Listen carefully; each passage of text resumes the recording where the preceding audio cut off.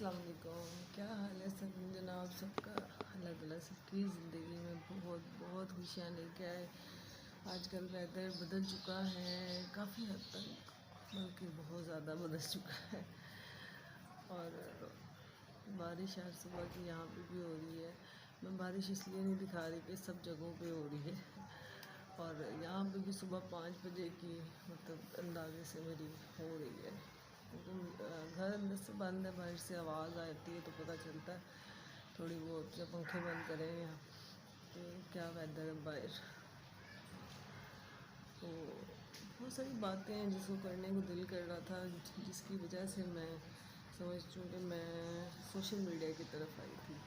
Actually social media एक ऐसी चीज़ है जो मैंने समझा है, देर से बार बार मैं ये बात कहती हूँ, लेकिन सोशल मीडिया एक ऐसा प्लेटफॉर्म है कि जिसको मेरे ख्याल में अगर पॉजिटिव वे से यूज़ करें तो बहुत अच्छा है। मैंने बहुत सारे चैनल्स देखे, बहुत सारी चीज़ें देखती हूँ, यकीन करें सब फेक लगता है। मैं नाम नहीं देती हूँ, 2-3 जिनको मैं देखती हूँ मैं उनकी बात कर रही हूँ। जैसे हैप्पी जॉइंट फैमिली है, और कौन सी है उनको मैं, हाँ सिस्टोलॉजी है। अच्छे चैनल, बड़े चैनल जो से अच्छे नहीं बड़े अब जो मतलब हैप्पी जॉइंट फैमिली में वो दिखाना चाह रहे हैं वो सब एक सेटअप लगता है। ज़िंदगी से महरूम बात लगती है कि फ्रिज के बगैर जनाब कैसे गुजारा हो सकता है, वॉशरूम के बगैर कैसे गुजारा हो सकता है, इतने छोटे बच्चों के साथ आप इतनी गर्मी में और सर्दी में कैसे रह सकते हैं। अल्लाह ना करे कि इंसान कोई हम दुनिया की कौन सी नुक्कड़ पर बैठे हुए हैं जो हम ऐसी बातें कर रहे हैं कि मतलब इस तरह की ज़िंदगी दिखा रहे हैं जो मानने वाली बात ही नहीं है कि ये ज़िंदगी ऐसे गुज़र सकती है। मतलब कि छोटे छोटे बच्चे हैं बाजी, तो आप 3 साल से आप ब्लॉगिंग कर रहे हैं, तो आपने इतना भी नहीं कमाया कि शहर में अच्छा खासा घर बना लें और बच्चे अच्छे स्कूलों में जाएं, अच्छे तरीके से जाएं। खुद भी इतनी मतलब हाथ पाँव जिस्म सब कुछ नज़र आ रहा होता है कि सिर्फ सेटअप दिखाना, मैं हांडी बना रही हूँ, मैं रोटी बना रही हूँ। यार ऐसे अपनी बीवियों को आगे लेके आना, अपनी माँ बहनों को आगे लेके आना। मैं लस्सी, हाँ सुबह का बहुत प्यारा मंजर है, परिंदे अपने घरों को जा रहे हैं आ रहे हैं। मतलब कहने का ये है कि ये बातें इसलिए बुरी लगती हैं कि देखो 3 साल से ब्लॉगिंग चैनल है और जो मोनेटाइज हुआ है मतलब कि उसमें, तो बस ये बात इसलिए कि वो बड़ी फेक बातें लगती हैं। तो प्लीज़ रिक्वेस्ट है कि ऐसे लोगों के वीडियो को मत देखा करें, मत इनको सपोर्ट किया करें। लोग ऐसे, ये मैं मानती हूँ कि वो भी कमाने का एक ज़रिया है, लेकिन ज़िंदगी से हट कर कुछ बातें करनी हो आप लोगों का बहुत ज़्यादा फॉलो करना कुछ अजीब सा लगता है। बहरहाल मुझे इन चीज़ों से सिर्फ इसलिए थोड़ा सा एतराज़ है क्योंकि बाज़ औक़ात, जैसे मैं अपनी ही मिसाल दूँगी कि इंसान ज़िंदगी में बहुत ज़्यादा सर्वाइव कर रहा होता है और हर इंसान कोशिश करता है कि मतलब मैंने बहुत से ऐसे लोग चैनल भी देखे हैं जहाँ पर नो व्यूज़ लिखा होता है, कोई देखता ही नहीं है। तो हर एक देखने का अपना एक क्राइटेरिया होता है। मेरी ज़िंदगी, मैंने अपनी ज़िंदगी से बहुत सारी चीज़ें सीखी। मैं इस वीडियो को बहुत सारे पार्ट्स में बनाना चाहूँगी। सबसे ज़्यादा मैं मेरी कोशिश है कि आप लोग देखो और सुनो। मेरा ये दिल चाहता है कि ज़रूर सुननी चाहिए ये बात। जब मैं छोटी थी, मैंने आपको सही बात बताई, जब हम बड़े हुए, मैं बड़ी हुई तो मैंने घर का माहौल देखा। तो माहौल मीन के देखा कि सबकी शादियां हो गई हैं और मेरे पेरेंट्स जो थे मैंने उनको बड़ा यंग देखा था और उनके ऊपर काफ़ी मतलब सेहत के हवाले से भी मसाइल आ गए हैं और वो अकेले हैं। तो मैंने अपनी एफ़ए में ही अपना विड्रॉ कर दिया, मतलब नहीं किया मैंने उसको कंटिन्यू अपनी स्टडी को। वहाँ पर मैंने स्टडी को वहीं पर रोक दिया और मुझे अभी तक याद है कि वहाँ पर एक प्राइवेट स्कूल होता था हमारी गली में ना, गली में तो नहीं होता था, थोड़ा सा आगे ही होता था।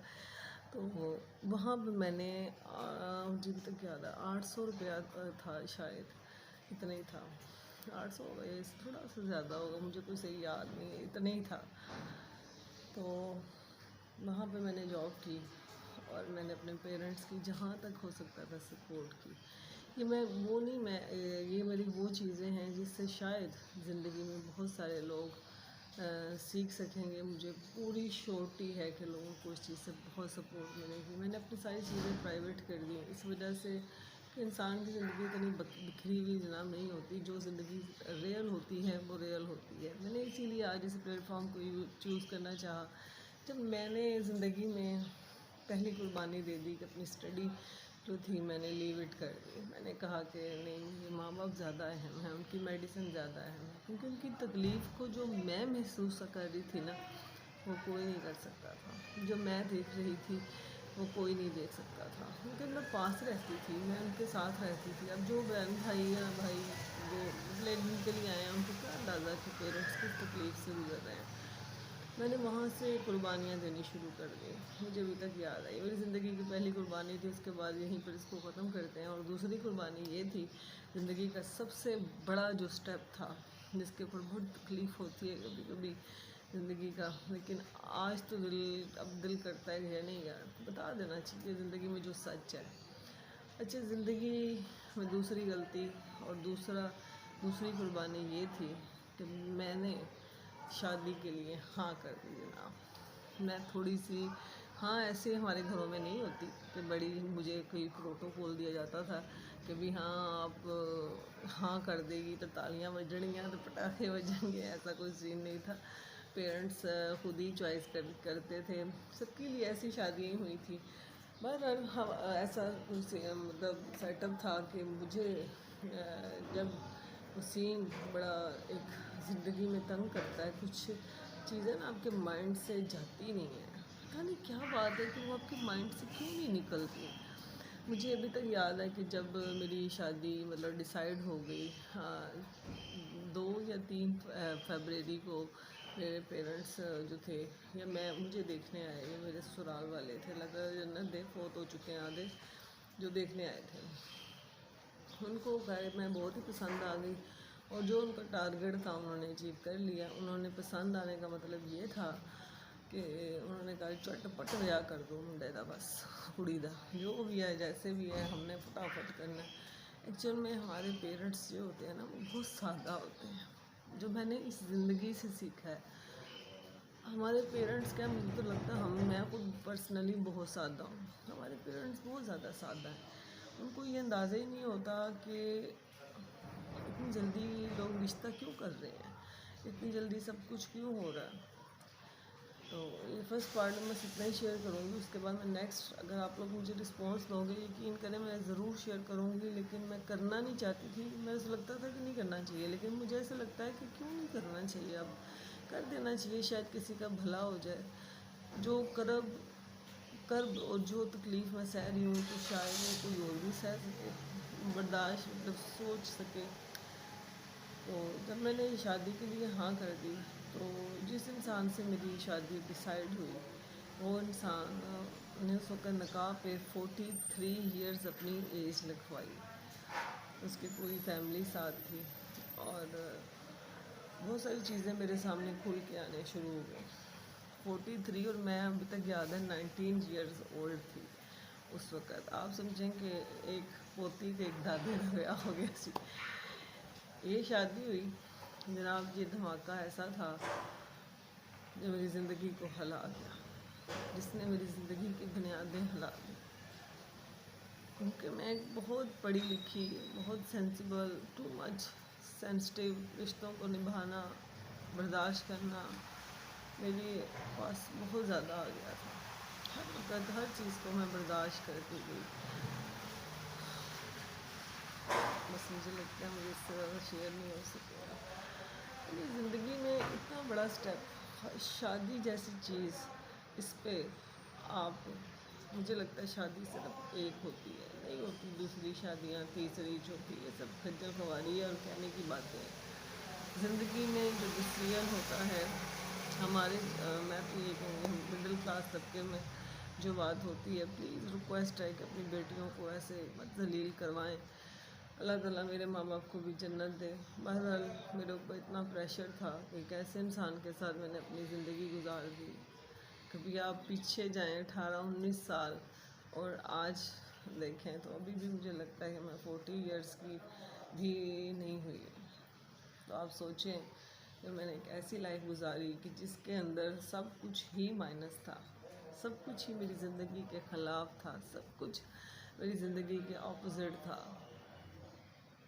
मेरी ज़िंदगी कैसे गुजारी होगी। इस ज़िंदगी के अंदर मैंने बहुत स्ट्रगल की। मैंने एमए किया शादी के बाद, एमए किया और बीएड किया, एमएड किया, बहुत पढ़ा, एमफिल भी किया और सारी चीज़ें मैंने शादी के बाद की। और जब भी मेरी जॉब्स की सीट्स आती थी और मैं कर भी जाती थी क्लियर।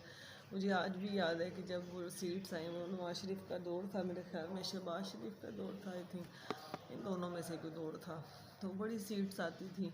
यकीन करें इन ससुराल वालों ने मुझे बसने ही नहीं दिया, वहाँ पर नौकरी ही नहीं करने दी कि बच्चे बच्चे ना कौन संभालेगा, बच्चे ना कौन संभालेगा। देखो जो इतने 7-8 फैमिली मेम्बर्स हैं और इतने बड़े बड़े, मैं ये बातें इसलिए सुना रही हूँ जहाँ कहा जाता है ना कि लड़की ने कुर्बानी नहीं दी, तो जनाब वही बात आ जाती है कि 5 उँगलियाँ बराबर नहीं होती। फिर मुझे ये बात बड़ी टीस करती है, मैंने कुर्बानी यार, और कुर्बानी क्या करनी थी मेरी, मतलब गला काट लो फिर यही कुर्बानी रहेगी। मैंने एक ऐसे इंसान के साथ ज़िंदगी गुजारी कि जिसके साथ शायद मेरे अपने बहन भाई भी कहते हैं कि जी मतलब फैमिली कहती है कि हम 2 मिनट से ज़्यादा बात नहीं कर सकते इस शख्स से, बहुत मुश्किल है इसको बात करना। तो जनाब हमने ज़िंदगी उस जगह पे गुजार दी जहाँ पे लोग 2 मिनट बात करना भी नहीं चाहते थे, और मैं कोई शौक से तो आई नहीं थी, और ये सारा सिस्टम था। तो ज़िंदगी में आगे बढ़ने के लिए बड़ी कोशिशें की, बहुत स्ट्रगल की, पढ़ाई की, मेहनत की। एक तरफ एक गोडे पे बच्चा होता था, पहला बेटा था, एक गोडे पे मेरी किताबें होती थी, और कई दफ़ा ख़ास तौर पे बीएड के पेपर एक दिन में 2-2 आ गए। यकीन करें कि 2-2 घंटे के बाद मुझे आना पड़ता था, और एक पेपर में मतलब कि 1 घंटा और 45 मिनट से ज़्यादा मैंने वेस्ट कर दिया, क्योंकि मेरा बड़ा जो बेटा था वो रो रहा था, उसको बुखार था, और मैं उसको बाहर फीड करा रही थी, अंदर पेपर चल रहा था। अल्लाह ताला उन भाई को बहुत बहुत खुशियाँ दे, मुझे बिल्कुल शक्ल भी भूल गई है, नाम भी भूल चुका हुआ है। तो उन्होंने मुझे कहा कि मैडम मैंने कर लिया पेपर, तो आप जाके कर लो जल्दी से। अच्छा, आप अंदाज़ा लगाएं कि वाकई यहाँ अल्लाह की मदद थी और माँ बाप की दुआएं थीं। मैं हैरान होती थी कि मेरे अंदर इतना पैशन कैसे था, मैं आज सोचती हूँ। तो यार मैं कैसे इतना कुछ कर गई पढ़ाई के मामले में, कितनी मैंने स्ट्रगल की, मैं कैसे पॉजिटिव खुद को करती थी, नेगेटिव पर्सन होकर भी पॉजिटिव करती थी। और उन्होंने मुझे कहा कि आप पेपर करो। आप अंदाज़ा लगा सकते हैं कि 2 घंटे का पेपर मैंने आधे घंटे या घंटे में किया होगा, क्योंकि शीट को फिल करते करते भी टाइम लगता है, खोलते टाइम लगता है, पेपर शीट पढ़नी भी होती है। बहरहाल बड़ी मेहनत की, बहुत स्ट्रगल की, और यहाँ पे सिर्फ इतना कहने को बस यहीं पे वाइंड अप करूँगी इस वाले व्लॉग को। अगर आप लोग अच्छा रिस्पॉन्स दोगे तो मैं आगे ज़िंदगी की बातें ऐसी शेयर करूँगी। मुझे श्योरिटी है कि आप लोग हैरान तो होगे ही होगे, लेकिन बहुत सी बेटियों के लिए, बहुत से लोगों के लिए ये बातें एक, मैं समझती हूँ कि ज़िंदगी को बदल देने वाली होंगी कि ये कैसे ज़िंदगी में मूव कर गई, उन्होंने कैसे ज़िंदगी को गुजारा, और आज मैं किस तरह से, किस कदम से गुज़र रही हूँ, और मैं क्यों सोशल मीडिया के ऊपर आई, मैंने क्यों यूट्यूब का सहारा लिया। ये सब बातें हैं, और मुझे यकीन है कि अगर आप लोग मुझे सपोर्ट करोगे तो मैं इंशाल्लाह अगले व्लॉग में बहुत सारी बातें शेयर करना चाहूँगी कि कैसे एक लड़की की ज़िंदगी ख़राब हो जाती है और एंड पे आकर वो फिर ज़ीरो पे आ जाती है, जो सारी ज़िंदगी कोशिश करती है कि बस वो ऐसी सेल्फ बन जाए कि बस तबाही फिर जाए, और उसके लिए वो स्ट्रगल भी करे, और जब वो बिल्कुल कामयाबी के नज़दीक हो रहा, नीचे से ससुराल वाले सीढ़ी खींच ले, तो आप सोचें कि वो फिर क्या सिचुएशन होगी। बट एनीवे, क्योंकि मैंने बिल्कुल रोना धोना नहीं है, और कोशिश करूँगी अच्छा व्लॉग बन जाए और सारी चीज़ें मैं शेयर कर सकूँ, क्योंकि व्लॉगिंग बहुत ज़्यादा बड़ा बन जाएगा, लेकिन मैं पहले पार्ट से ही स्टार्ट लूँगी। अगर मुझे रिस्पॉन्स आएगा तो मैं ज़रूर शेयर करूँगी, ऐसी ऐसी बातें शेयर करूँगी कि आप के लिए भी फ़ायदेमंद होंगी, आपके लिए फ़ायदेमंद होंगी। मैंने अगर आज बातें लोगों अपने ससुराल के सच बताऊँगी भी ना, तो यकीन करें कि मैं इसलिए सच बताऊँगी, लेकिन मैंने एक डिफरेंस बताया है कि मैंने एक ऐसे शख्स से गुज़ार किया जो मेरे दादा जितना था। तो आप सोचें कि ज़िंदगी कैसे गुजरी होगी। तो मुझे ज़रूर बताइएगा, क्योंकि बाज़ का उस चैनल के ऊपर जो मैंने बात की वो मैंने इसीलिए की कि अगर मेरे जैसे लोग, मैं ऐसी बात करूँगी कि अगर मेरी जैसी लड़कियाँ, बच्ची कहने लगी थी, मेरे जैसी औरतें जो मतलब कि ना तो हम चीख सकते हैं, ना हम अब अपने हक़ के लिए किसी थाने कचहरी किसी कोर्ट में जा सकते हैं, ना हमारे पेरेंट्स के जाने के बाद कोई भी बहन भाई खड़ा होता है, वो कहते हैं जिसी तो कैसे छड़ दे, उसी तो कैसे कर ला, ऐसी तो कैसी वो कर ला। बहरहाल ये सारी चीज़ें ज़िंदगी में बहुत सारी सीखने को मिली और बड़ी तकलीफ़ दे ज़िंदगी हुई। तो मुझे इसलिए लगता है कि जो लोग ज़िंदगी को जीना चाह रहे होते हैं, पता नहीं वो कितना मुश्किल ज़िंदगी में मूव कर रहे हैं, तो शायद यूट्यूब के ऊपर आकर अगर उनको थोड़ा सा वो मिल जाए, प्रमोशन हो जाए उनकी, या उनको वो ना किसी 2 नंबर तरीके से ज़िंदगी में, मैंने देखा है लोगों के वो पूरे हुए होते हैं, सब्सक्राइब और व्यूज़ आ ही नहीं रहे होते, तो वो पता नहीं ऐसे ले दे के लोगों को पैसा दे के लोगों के ऊपर। मुझे अब ये पता है कि नीयत की बहुत ज़्यादा कंट्रीब्यूशन होती है। अगर नीयत ही अच्छी नहीं होती ना, तो आई थिंक सो कि कुछ भी नहीं कर पाते आप ज़िंदगी में। जनाब तेल सब पे बहुत ज़्यादा लगा हुआ है, बड़ी बातें हैं शेयर करने को, तो प्लीज़ ऐसे मेरे समेत जिन लोगों को ज़रूरत है चैनल्स की, ताकि वो उन स्ट्रेस से निकल सकें जिस स्ट्रेस से वो लड़ रहे हैं, तो बहुत बहुत शुक्रिया होगा। और ना सुबह का टाइम है और सिर पे तेल भी है, मुंह में सिर्फ धोया और फटाफट बनाई है, तो मुझे श्योरिटी है कि आप लोग ज़रूर सपोर्ट करोगे और जितना हो सकता है सपोर्ट करेंगे, और मैं आपका इंतज़ार करूँगी। इसके बाद मैंने तब व्लॉग बनाना है जब मुझे इसके अंदर रिस्पॉन्स मिला। तो ओके, टेक केयर, बाय, अल्लाह हाफिज़।